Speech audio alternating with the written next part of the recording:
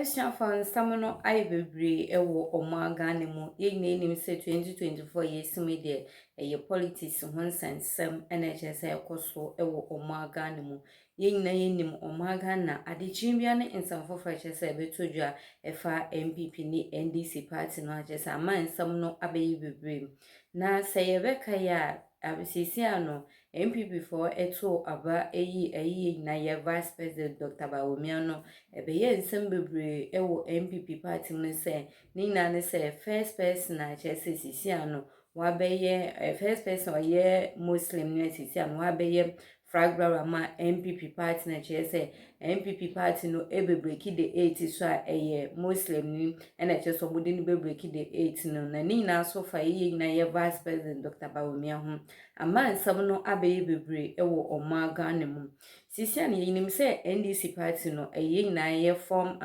President Mahama's ono NHS obeba bejina ama NDC party na ye 2024 ye women ama nsam no abeyebebre sisi an former President Mahama's NHS obefa eye omagana akọ asase konkro no so anase MPP party ene eye na ye Vice President Dr. Bawumia NHS breaki the 8 na ama omagana nyoma akoye sisi an abeye who is who ho na eba Muslim for mienu nsam na abeyebebre ewo omagane mu na enumu ina ye nim se eye Afari Gyan ono NHS ohwe abatu enwama bekoso ne ade bibia ne ade no NHS Afari Gyan ede nsam bi etudwa busuafo nsam no senior okasa senior ode nsam bi etudwa no enya asabketo a obi entase nsam no abeyebebre ni na eje ye 2024 ye womi election chese ebekoso eye 7 December chese ama omagane mu ayebutubutu ni na ye politics nsensa chese ekoso ama nsam no abeyebebre intide biara be ka se aha eye canćeled TV se ene no face da whatever canćeled TV so eno anso obe subscribe wa me no wa share to other platform no ama comment comment section naso and more if you say we notification bell so na chese nsem e de be bro when you be eti na we hu ne ekoso omagana ne wiase afenina members meso adaje no do ka me ho na me no mienu no yonkopie mu wa Afari Gyan aso ye nsem e chese odi tudwa efa eye MPP NDC politics chese ekoso ewo omagane mo ensembe chese omokam eye politicians na omokam omoba omuntumi mfa anye ejuma ensam no ayebebre medamase. Based on this definition, voters come first, followed by political parties and candidates, and then the Electoral Commission in a ranking order of importance for the three main actors in a democratic election. I think the justification for this ranking is rather straightforward. There can be no election at all if there are no candidates. And an election cannot be said to be democratic if there are no voters to decide the winner. For this reason, the primacy of the voter and the attendant sanctity of the duly cast vote are regarded as central pillars of the principles of electoral justice. The ranking also underscores the need for political parties to be closely involved in the electoral process.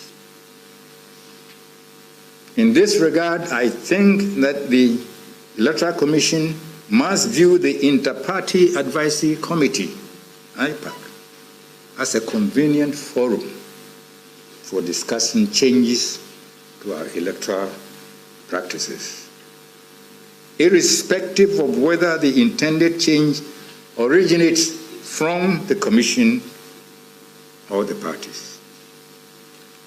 The reason is that it is not good practice to foist changes in electoral practices on important stakeholders like political parties. It is prudent to discuss any intended changes thoroughly at IPAC meetings with a view to achieving consensus. If consensus is achieved, the IPAC then becomes a convenient vehicle for disseminating the changes to the electorate. Let me say that during discussions at the IPAC, the Electoral Commission is not bound to accept the position even if it is supported by all the political parties. It's not a voting matter. How many parties do we have? On the books, maybe about 19. How many commissioners are there? Assuming that all of them go to IPAC. 7. If all of them, then it will be 19 to 7. No, it is not that kind of matter. And the reason why they are not bound to accept some decision, even if all the political parties support it, is that the political parties can take a stand which constitutes an obstacle to the realization of the electoral rights of the people. When that happens, it is the duty of the Electoral Commission to uphold and protect the rights and interests of the people. I'd like to give a very simple example. The political parties once wanted the Electoral Commission to make it mandatory for people to produce their voter ID cards on election day before they are allowed to vote. The Electoral Commission said no to this no card, no vote campaign, explaining that it is the Constitution and not the card that creates the right to vote. The card makes it easy to identify you as a registered voter. So, on election day, if your name is on the register, which is the legal requirement, but you don't have from voter registration through voting operations to the collation of votes and the declaration of results. In doing so, it must pay particular attention to points where the election process is vulnerable to adulteration. I'm sure that the Electoral Commission is aware that most of the election controversies in recent times have centered on the counting and collation of votes.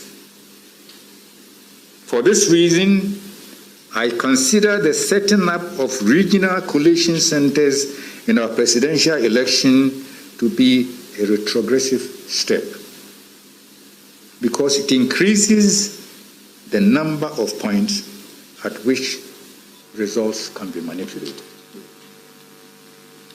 I understand that we borrowed the practice from Nigeria, surprisingly at a time when Nigeria was seeking ways to send results straight from the polling stations to one location. It is to be noted that Parliament approved the practice.